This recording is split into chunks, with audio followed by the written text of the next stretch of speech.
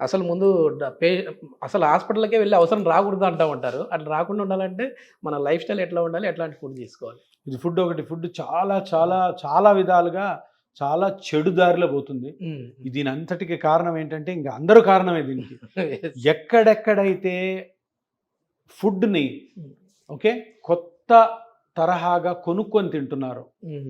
ఇప్పుడు మీరు ఇంట్లో ఏముంటది? హ్మ్. ఊరు నుంచి బియ్యం తెచ్చుకుంటాం. Yeah. లేదా ఇక్కడ బియ్యం కొనుక్కుంటాం. Mm. కందిపప్పు తెచ్చుకుంటాం. Yes. కూరగాయలు చుట్టుపక్కల కొనుక్కుంటాం. Yeah. లేదా మాంసం తినేవాళ్ళు మటన్ ఇంతే. Yeah. ఇదే మీ ఫుడ్డు. యెస్. యెస్. ఇంతకంటే వేరేదేం కొనొద్దు. హ్మ్. వేరేదేం తినొద్దు. Okay. ఏది తిన్నా డబ్బులు పోతాయి, ఆరోగ్యం పోతది. పిజ్జాలు, బర్గర్‌లు ఎప్పుడైనా ఒక రోజు తినండి. ఎప్పుడైనా వీక్లీ వన్స్ మనకి ఏదో తినాలనిపిస్తుంది స్విగ్గీలో ఆర్డర్ చేస్తాం. దాన్నే కానీ lunch లాగా. ఎవ్రీడే తినడం హ్మ్. లేదు. కొంతమంది ఈ కమర్షియల్‌గా కొన్ని ఫుడ్స్ ఇవి హెల్త్‌కి చాలా మంచివి అంటారు చూడండి. వాటిని వేలకు వేలు కొనుక్కొని మరి తింటున్నారు చూడండి. వేలకు వేల డబ్బులు పోతాయి.